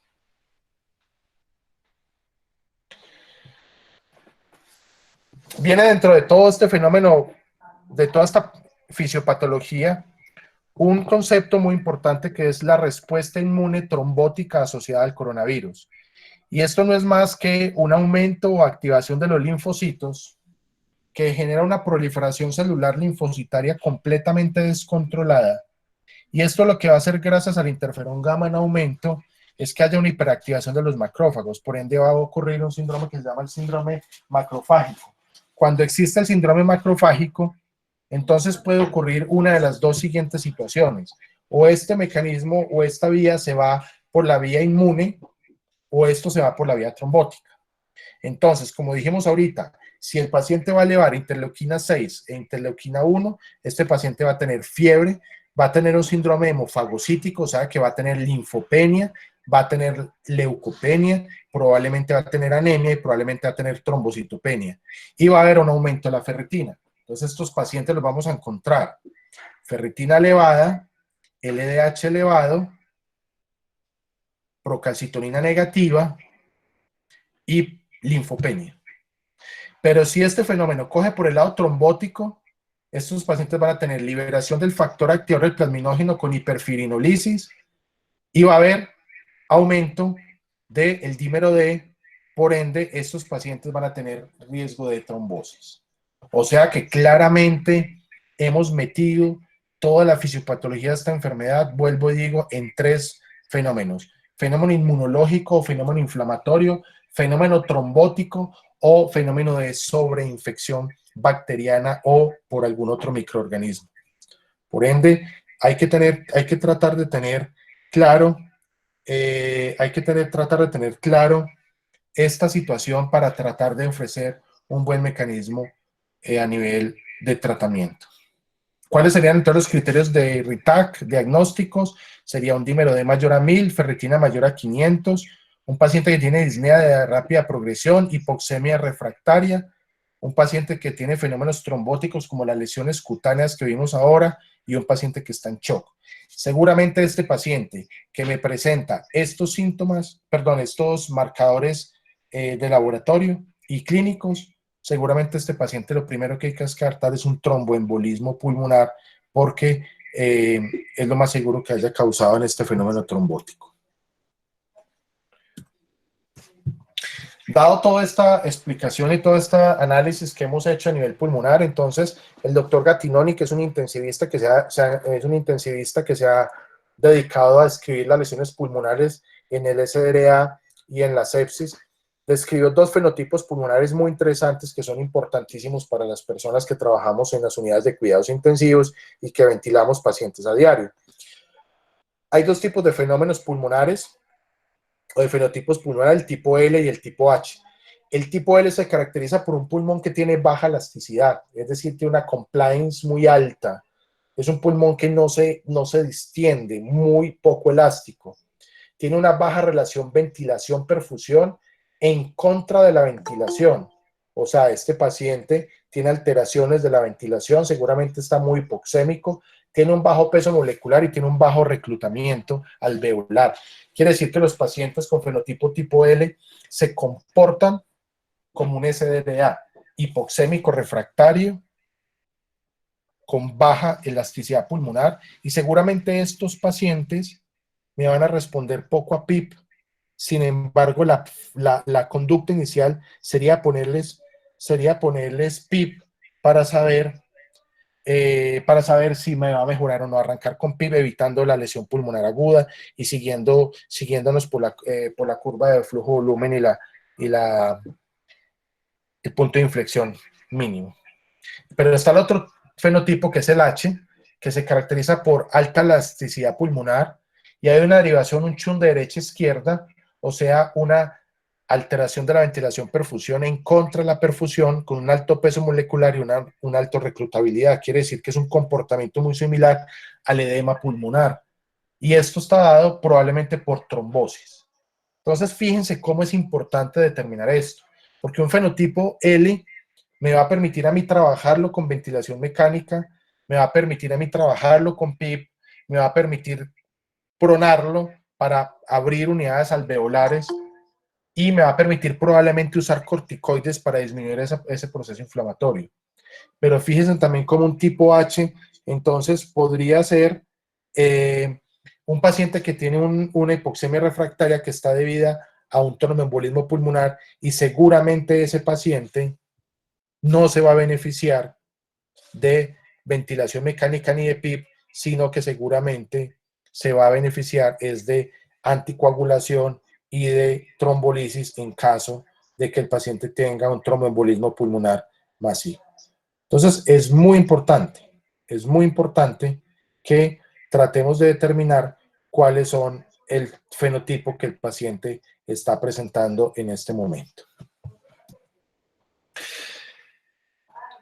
Después de esta consideración, las secuelas pulmonares que se han encontrado en estos pacientes son dadas, obviamente, o debidas, obviamente, del compromiso pulmonar que el paciente haya tenido, y si el paciente ha presentado fenotipo L, que es el que se comporta como un SDRA, probablemente puedan quedar secuelas pulmonares como fibrosis pulmonar debido a los daños de las unidades alveolares. Y eso depende, volvemos y decimos, del tipo de fibrosis con el que el paciente quede. O si presenta un fenotipo H, pues las secuelas pulmonares que podrían quedar es de hipertensión pulmonar en caso de que yo no maneje bien un tromboembolismo pulmonar, o de que el paciente haga un infarto pulmonar que me disminuye la capacidad vital de estos pacientes.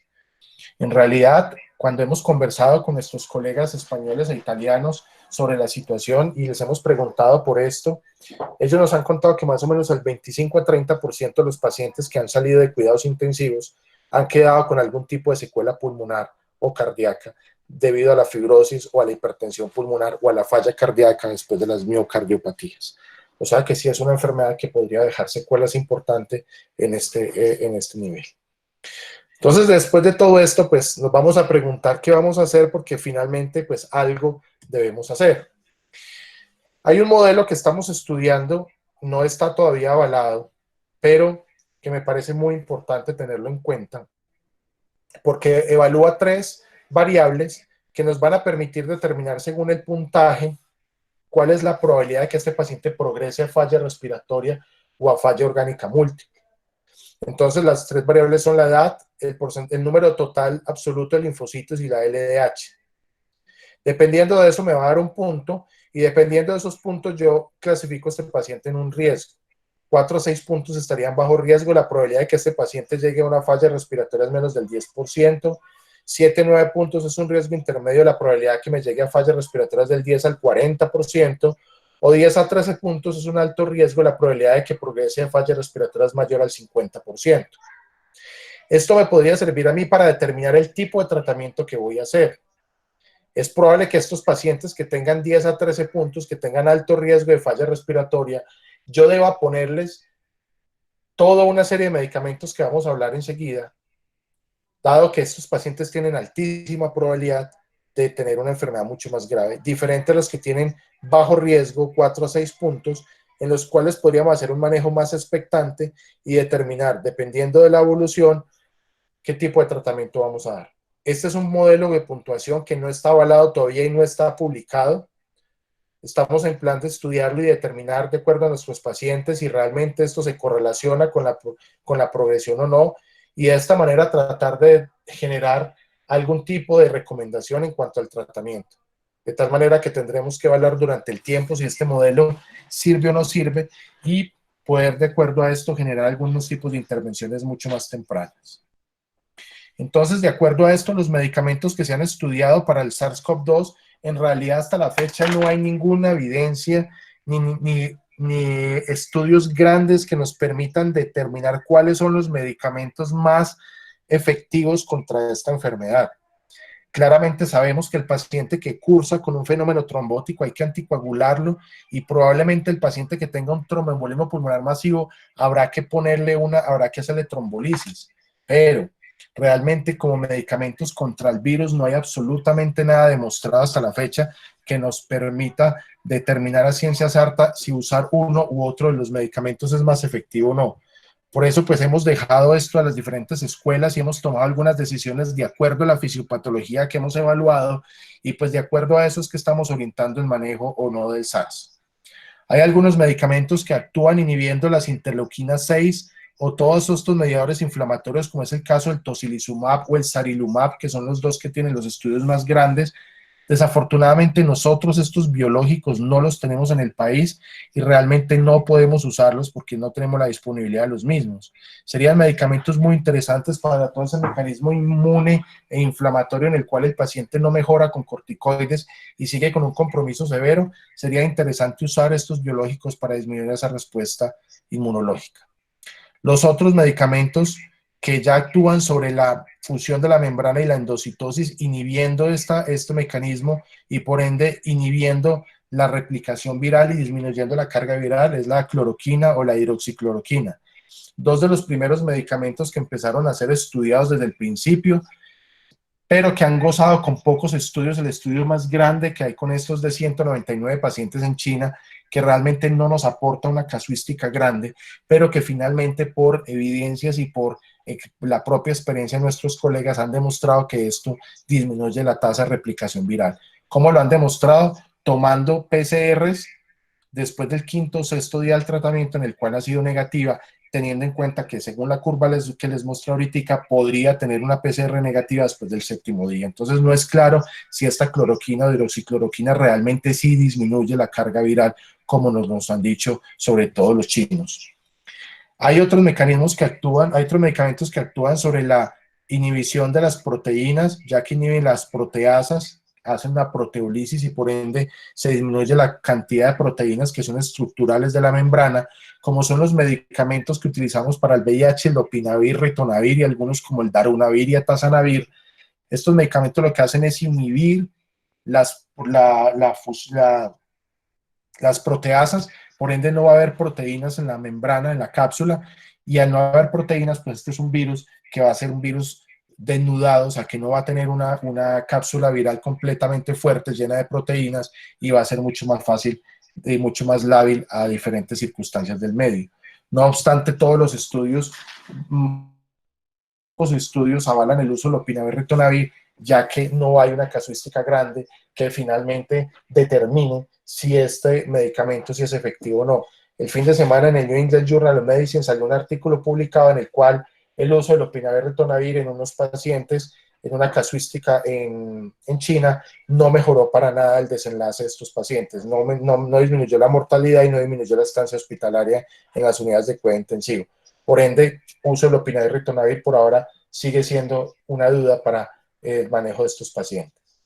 Viene el otro, que son antivirales directos que actúan sobre la ARN polimerasa disminuyendo la replicación viral, que es la ribavivirina, el remdesivir y el favipiravir.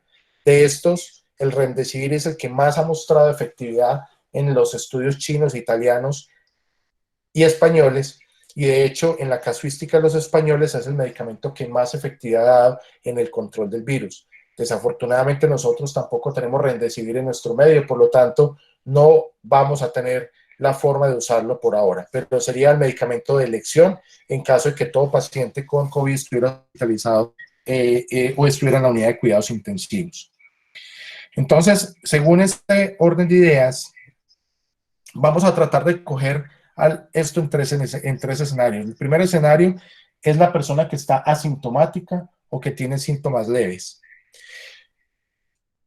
Realmente la profilaxis con cloroquina o con hidroxicloroquina o con ivermectina, como en algún momento se planteó, realmente no está avalada. Hay 3 estudios en camino que están en fase 3. Uno de ellos es el estudio PIRA, que es un estudio que disminuye el riesgo de infección. En realidad, hasta ahora solamente un consenso, que es el consenso de la India, ha demostrado o ha permitido generar esta consideración para que todo el mundo utilice hidroxicloroquina a dosis muy bajas y de esa manera no se vaya a infectar por el virus, o si se infecta le dé una enfermedad menos agresiva. Realmente estos medicamentos, sobre todo hidroxicloroquina y cloroquina, tienen efectos adversos importantes que hay que tener en cuenta. O sea, no son medicamentos inocuos, a pesar de que la dosis que se usa para profilaxis es una dosis baja. Hay que tener cuidado con ellos porque podrían generar eventos adversos como arritmias ventriculares por QT prolongado, anemia hemolítica o retinitis fibrosa.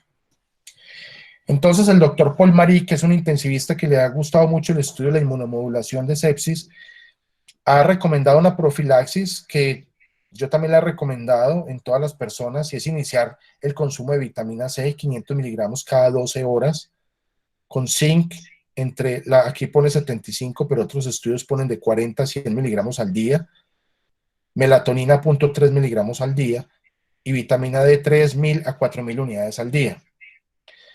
¿Qué pasó? Ha demostrado que los pacientes que tienen infección por coronavirus han tenido niveles de vitamina C, zinc y vitamina D3 bajos.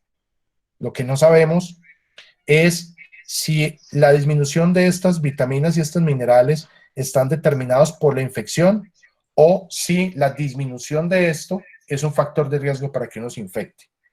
Entonces, una recomendación es tomar estos medicamentos.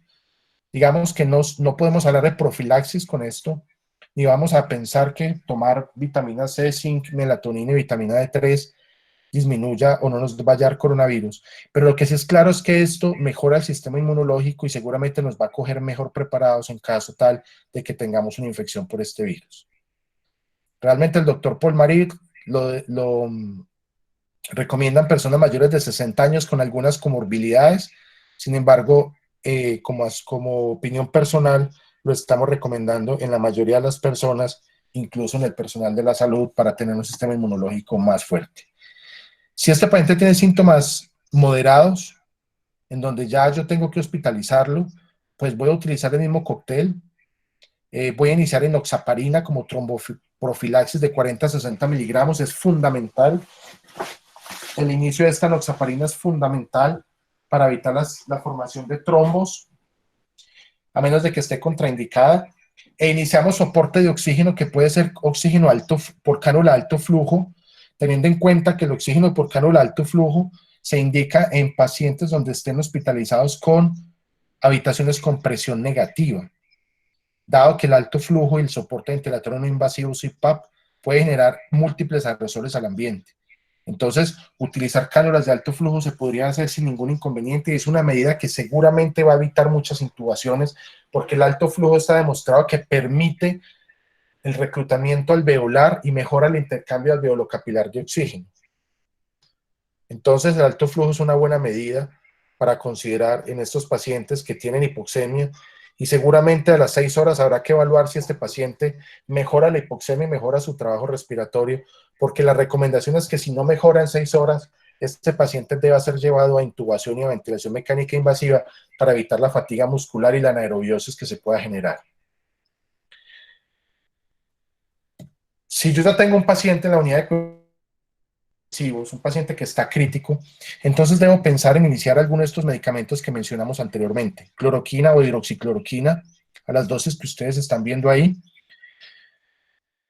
Adicionamos vitamina C intravenosa, 3 gramos IV cada 6 horas, más o menos por 7 días, siguiendo los protocolos del doctor Paul Marik como inmunomodulación en sepsis. Si el paciente hace ferritina elevada, es decir, si la ferritina se sube mayor a 3000, yo debo bajar la dosis de vitamina C a 1.5 gramos cada 6 horas. Vamos a iniciar tiamina, 200 miligramos cada 12 horas, asociado al ácido ascórbico, vitamina C para el tema de inmunomodulación. Acitromicina, que es un macrólido que me va a servir como inmunomodulador, haciendo un dose regulation sobre la interleuquina 6. Y además de eso, en manejo de estas coinfecciones, especialmente Mycoplasma pneumoniae. Aquí hay que tener en cuenta que entre cloroquina, hidroxicloroquina y acitromicina puede haber una interacción medicamentosa porque se metabolizan ambos en el mismo sitio y pueden prolongar síndrome de QT prolongado. Por eso a estos pacientes hay que hacerles un electrocardiograma inicial y medir el QT. Si ese QT está mayor a 400 milisegundos, yo no debo iniciar estos medicamentos por el riesgo de muerte súbita. Si yo inicio estos medicamentos, debo hacer electro todos los días y si el QT se prolonga más de 25% todos los días, yo debo suspender estos medicamentos. Debo adicionar magnesio, tratando de mantener un magnesio entre 2 a 2.4, ya que dijimos que la hipomagnesemia predispone también a arritmias ventriculares y además de eso a la liberación masiva de interleuquina 6. Debemos mantener el zinc, si lo había iniciado. Antibióticos de amplio espectro. Hemos quedado en nuestro protocolo que estos pacientes le iniciamos efepime 2 gramos cada 8 horas y si está en choque séptico le ponemos meropenem 2 gramos cada 8 horas. Además de eso, como estrategia mantenemos eubolemia. Estos pacientes no se benefician de sobrecarga de líquidos. Hay que tener mucho cuidado con los líquidos. Idealmente debemos hacer seguimientos ya sea por ecografía, con los parámetros de eubolemia dinámicos o con pico 2 para tratar de mantener, evaluar el agua pulmonar extravascular y la variabilidad del volumen sistólico y las otras variables dinámicas que me permitan mantener al paciente en eubolemia. Como dijimos inicialmente, estos pacientes tienen una endotelitis, por eso tienen alteración del óxido nítrico sintetasa, donde se aumenta la producción de óxido nítrico sintetasa, disminuyendo la conversión de L-citrulina en L-arginina y por eso aumenta la producción de óxido nítrico y estos pacientes están vasodilatados. De tal manera que debemos iniciar soporte vasopresor temprano para mantener la presión de perfusión a órganos vitales y evitar falla renal, evitar falla intestinal con translocación bacteriana. Se ha visto como estos pacientes, el virus al causar endotelitis intestinal aumenta el riesgo de translocación bacteriana. Una manera de evitar la translocación bacteriana en estos pacientes críticos es darles probióticos en la unidad de cuidados intensivos, excepto que el paciente esté en shock, porque al estar en shock, los probióticos podrían hacer translocación bacteriana. Pero se ha visto que en pacientes que no están en shock, dar probióticos disminuye la separación de los enterocitos y mejora el funcionamiento ciliar intestinal y eso evita la translocación bacteriana. Como opcional, hay otras medidas como la torvastatina, que en varios estudios ya se ha demostrado que sirve como efecto inmunomodulador también y logra controlar el fenómeno hiperinflamatorio, reduciendo la mortalidad. Sin embargo, en COVID no hay estudios todavía que permitan hacer esta recomendación. El uso de esteroides todavía es muy controvertido. Lo que hemos pensado es que el uso de esteroides debe quedar para aquel paciente que está en un fenómeno inflamatorio con hipoxemia refractaria, es decir, con PCR elevada, ferritina elevada, LDH elevada, procalcitonina negativa, que tenga hipoxemia y no mejore con el soporte ventilatorio, con el PIP o con el cánula de alto flujo. El paciente que sigue inflamado, realmente pensamos que entre el sexto al séptimo día, que es cuando más se ha demostrado los procesos inflamatorios de estos pacientes y la liberación masiva de interleuquinas, entonces ahí es donde podría estar indicado el uso de esteroides, en los cuales podríamos usar metilprednisolona o hidrocortisona, dependiendo de la experiencia de cada centro. En España han puesto metilprednisolona y ellos dicen que les ha ido muy bien cuando lo han usado en estos casos. Sabemos que los corticoides en neumonía viral aumenta la mortalidad. Eso fue los resultados que se tomaron de los estudios con influenza hace mucho tiempo, en donde al ponerles esteroides aumenta la mortalidad. Sin embargo, hemos dicho que influenza COVID no es igual a influenza, por lo tanto habrá que evaluar en estos pacientes en esa fase inflamatoria cómo les va con corticoides. La recomendación que nos ha dado los españoles y los italianos es que lo podemos usar al sexto, séptimo día si el paciente sigue con fenómeno inflamatorio y con hipoxemia refractaria que no mejore con las medidas convencionales. Obviamente, si este paciente está en un shock refractario porque no mejora con vasopresores y con todas las medidas iniciales, debemos iniciar hidrocortisona 50 miligramos cada 6 horas, por lo menos 5 días, como estrategia de mejorar el shock refractario, argumentando que el paciente tenga una insuficiencia suprarrenal secundaria por la sepsis o por el estado crítico del paciente. Entonces, este es el escenario que queda como en resumidas cuentas, de acuerdo a lo que acabamos de hablar. Aquí en esto ustedes pueden ver en estos cuadritos el uso del lopinavir-ritonavir. Mi opinión es que el lopinavir-ritonavir debe ser usado en paciente críticamente enfermo, o sea, el paciente que está en la unidad de cuidados intensivos, dado que la efectividad del lopinavir-ritonavir pues no se ha demostrado del todo, pero pienso que por los mecanismos virológicos de este microorganismo, inhibir las proteasas sería importante porque sería inhibir una de las principales vías de replicación de este virus. Por lo menos entraríamos a trabajar sobre la estructura viral. Entonces, creo que en pacientes críticamente enfermos, aparte de la hidroxicloroquina, la citromicina y seguramente esteroides en los casos que mencioné, valdría la pena usar lopinavir-ritonavir como una estrategia de manejo multifactorial en este tipo de pacientes. Hay que tener en cuenta porque el lopinavir-ritonavir son medicamentos no muy bien tolerados, pueden producir diarrea y síntomas gastrointestinales. Entonces, pues en pacientes que tengan ya diarrea en la UCI, realmente no está muy indicado el uso de estos medicamentos. Estos son cuadritos de interacciones medicamentosas para contarles que muchos de estos medicamentos interactúan con otros medicamentos que usamos a diario. Hay que tener mucho cuidado con los medicamentos que prolongan el QT, con medicamentos que producen anemia o arritmias. Aquí están en rojito, en circulitos rojos son los principales efectos adversos de estos medicamentos que están acá arriba. No me voy a detener aquí, pero lo importante es dejar el mensaje que siempre revisemos qué interacciones medicamentosas puedan tener estos pacientes, porque pues aquí sí podría ser por la cura que la enfermedad, donde empecemos a usar un sinnúmero de medicamentos que empiezan a causar arritmias cardíacas o que empiezan a generar algún otro tipo de complicaciones. Es fundamental revisar las interacciones medicamentosas. El fin de semana empezó a circular este estudio, que es un estudio con ivermectina en pacientes con COVID-19, un diseño metodológico muy interesante porque es un estudio comparativo de casos y controles, donde cogen 704 pacientes en cada grupo y evalúan, el endpoint de este trabajo fue evaluar la mortalidad y el tiempo de estancia hospitalaria en las unidades de cuidado intensivo y el tiempo de ventilación mecánica. Los pacientes a los que les dieron ivermectina, 150 microgramos por kilo, demostraron que tenían una estancia hospitalaria menor un tiempo menor de ventilación mecánica y una mortalidad significativamente menor. Por ende, queda abierta la posibilidad de este medicamento que creo que hay que estudiar más, porque realmente este estudio todavía no ha sido publicado, está avalado por Harvard, entonces habrá que esperar a que este estudio lo publiquen. Realmente, como les digo, el diseño metodológico es supremamente interesante de este trabajo y probablemente va a desprender la realización de otros trabajos de investigación. De tal manera que podríamos con ivermectina tener una posibilidad de tratamiento en algunos pacientes que no estén completamente graves. Hay que aclarar que cuando el primer trabajo de ivermectina salió con unas dosis impresionantemente altas que eran muy cercanas a las dosis que producen hepato y nefrotoxicidad. Por ende, en ese momento se descartó, pero con este estudio habrá que volver a mirar qué opciones tenemos con el medicamento. Entonces, para finalizar, dejo esta frase que es que en medio de la dificultad se esconde la oportunidad. Es una frase de Albert Einstein.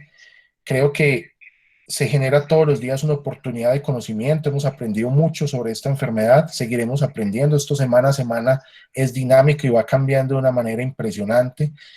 Tenemos que estar todos los días leyendo. Converso todos los días con nuestros compañeros en España, en Italia, ahora ya con los ecuatorianos y con algunos mexicanos. Compartimos experiencias y hemos aprendido mucho de lo que ellos han hecho y de los errores que ellos cometieron inicialmente para que a nosotros no nos pase. Por ahora, pretender tener estudios metaanálisis y tener estudios prospectivos y con muestras grandes creo que va a ser muy difícil. Por ende, vamos a tener que trabajar con lo que tenemos y por eso yo les decía al principio, tenemos mucho para hacer por ahora y mucho con qué luchar. Por eso la pelea la vamos a seguir dando y vamos a seguir trabajando para que nuestros pacientes no se mueran y también para que en caso de que alguna vez estemos infectados por este microorganismo, la enfermedad que produzca no sea nada más diferente a una gripa y que simplemente con cuidados caseros tengamos. Les agradezco mucho la atención, espero los comentarios o las preguntas que ustedes puedan tener. Muchísimas gracias.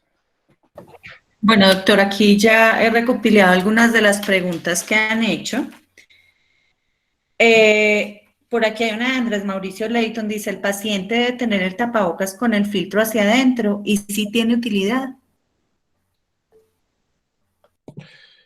Sí, el paciente tiene el filtro hacia adentro y sí tiene utilidad. O sea, lo que dijimos ahí ahorita es que el tapabocas en el paciente sirve para que no elimine la carga viral hacia el ambiente.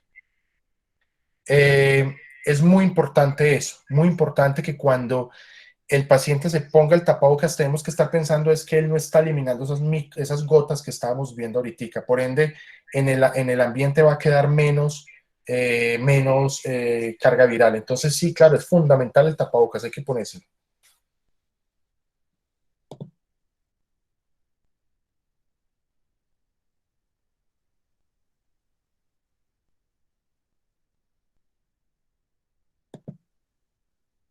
Qué pena, doctor, estaba aquí con el micrófono apagado.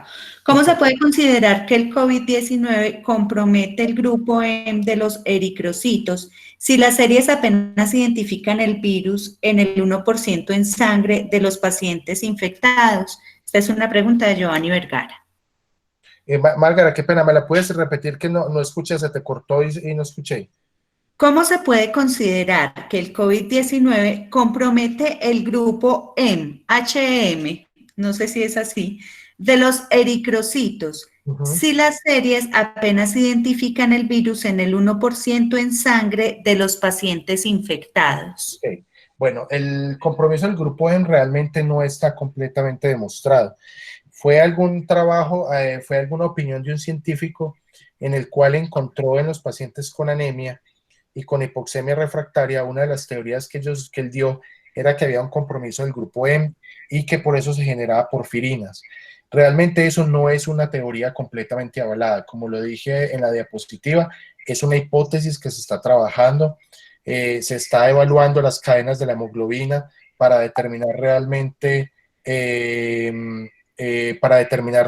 cuál es el compromiso del grupo M, pero hasta ahora no hay ningún estudio ni nada que avale esa teoría. Realmente el virus se ha encontrado solamente es decir, la viremia como tal realmente es del 1 al 3% de los casos se ha encontrado virus. Este es un virus muy difícil de cultivar, es un virus muy difícil de aislar. Necesita medios muy importantes para aislarlos, es decir que dentro de los cultivos normales que hacemos no es fácil aislar. Entonces va a ser muy difícil llegar a comprobar esta teoría del EM. Yo personalmente no creo mucho en la teoría del EM. Lo que tampoco he podido determinar claramente porque sí se generan es porque hay aumento de las porfirinas. Entonces habrá que determinar a lo largo del tiempo cuál va a ser la teoría fundamental con respecto a esto. Otra pregunta, ¿la edad es determinante en una vía u otra? Sí, sí, parece ser que la edad está asociada a un fenómeno inmunológico mucho más agresivo. Parece ser que la liberación o la tormenta de citoquinas es mucho mayor y mucho más agresiva en pacientes de edad más avanzada, sobre todo con comorbilidades, sobre todo con patologías que tengan que ver con procesos inflamatorios crónicos, como es el caso del EPOC, la dislipidemia o la enfermedad coronaria. Entonces, la edad sí es un fenómeno, sí es un factor para desencadenar más fenómenos inflamatorios que trombóticos. Los pacientes jóvenes se encontraron que tenían más trombosis que inflamación. ¿La ivermectina solo en proceso infeccioso activo o también profiláctica? El estudio actual está solo en proceso infeccioso activo. En profilaxis, el estudio que salió fue con unas hipermegadosis que son imposibles de dar porque son cercanas a las hepato y nefrotoxicidad. Entonces, en este estudio que les mostré de Harvard, realmente solo se demostró en pacientes infectados. O sea que profilaxis todavía nada. ¿La administración de plasma convaleciente o transfusión de plasma de pacientes recuperados de COVID-19 ha demostrado ser útil? En algunos trabajos sí, pero son trabajos muy pequeños, de casuísticas muy pequeñas, pero realmente no se ha visto que tenga efectividad, dado que no se sabe si los anticuerpos que tiene el plasma convaleciente de personas ya recuperadas, si realmente son neutralizantes. Es decir, no sabemos hasta ahora si realmente esto funciona o no.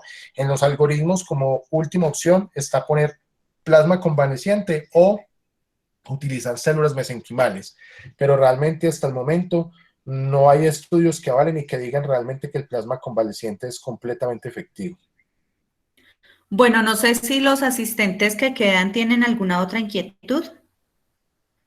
Al parecer no, doctor. Entonces, pues agradecerles a todos, al doctor Jorge Iván Marín por compartirnos. Ah, por aquí hay otra pregunta. Doc, ¿qué avances podrían existir en la vacunación? Bueno, pues no hay tampoco hay claridad. Parece ser que en China tienen muy adelantados los estudios de la vacunación, los estudios pues en fase 3 de la vacuna. Recientemente dicen que en Estados Unidos también tienen adelantado, pero realmente no hay ninguna claridad con respecto a esto. O sea, no podemos dar ninguna opinión porque no conocemos cuál es la realidad con respecto a eso y seguramente habrá que esperar. Personalmente creo que este año no vamos a tener vacuna para coronavirus. Ojalá que sí, pero creo que no.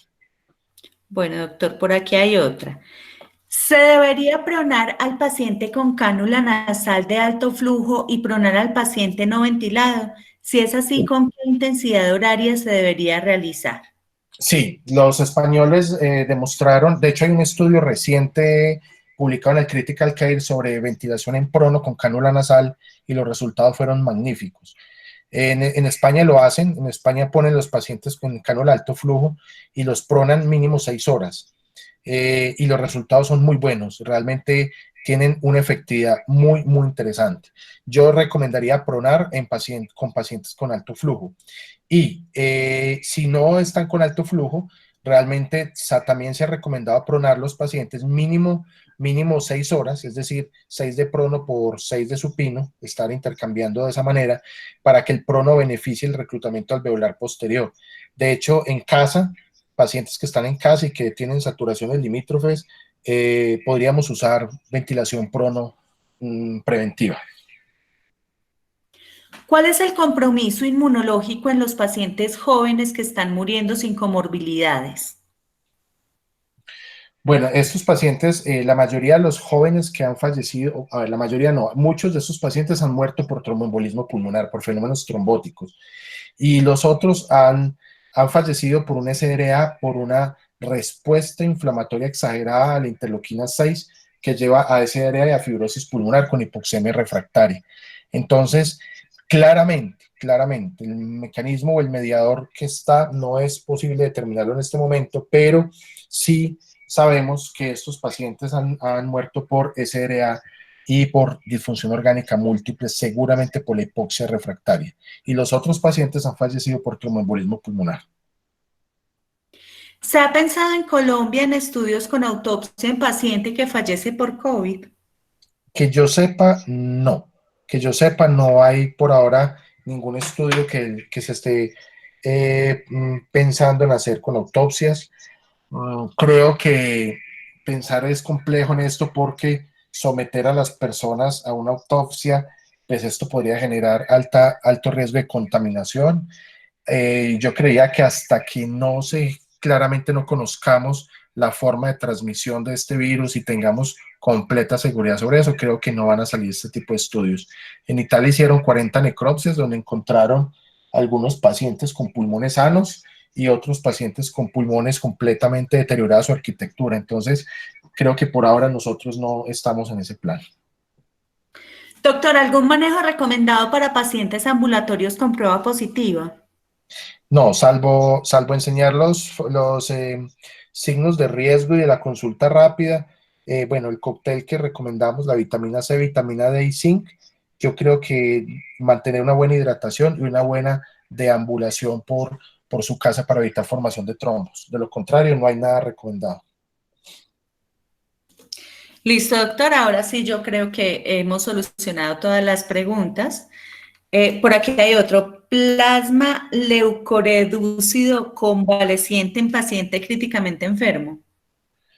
Sí, lo que respondimos ahora es que por ahora no hay claridad si los anticuerpos neutralizantes sí realmente funcionan en estos casos, o sea que por ahora no hay ningún, digamos que los algoritmos de manejo sí lo tienen en la última fase cuando realmente pues no hay más que ofrecer, uno lo podría usar, pero no hay estudios que avalen realmente el uso del plasma convaleciente y que tengan una efectividad alta sobre los pacientes infectados, entonces por ahora no.